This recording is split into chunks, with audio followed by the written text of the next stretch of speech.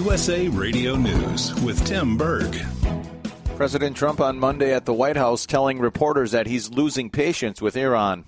They disrespected the United States. They shouldn't have done that. That was a big mistake. One of the best things I've done is terminate that ridiculous deal.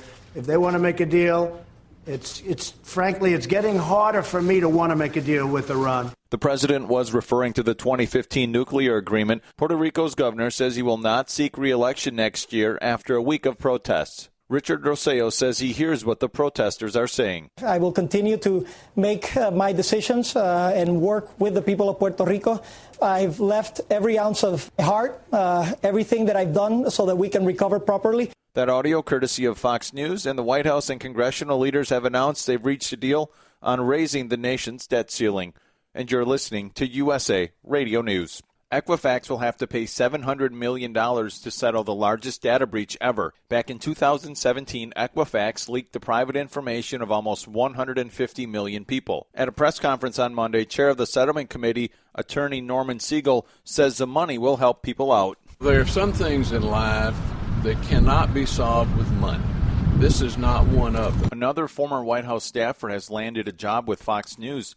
USA Radio Network's Chris Barnes reports. It's the latest turn of the revolving door between the Trump administration and the president's favorite TV news network, Fox News. Raj Shah, who was formerly the White House principal deputy press chief, has now taken a new job at Fox Corporation as senior vice president. Shah joins former Trump aide Hope Hicks in the executive suite of this corporation, which formed earlier this year after Disney's acquisition of 21st Century Fox. And you're listening to USA Radio News.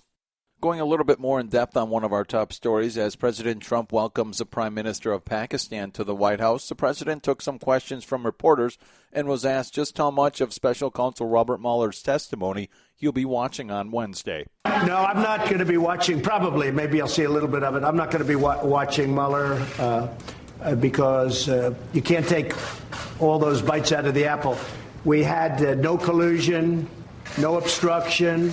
We had no nothing. We had a total no collusion finding.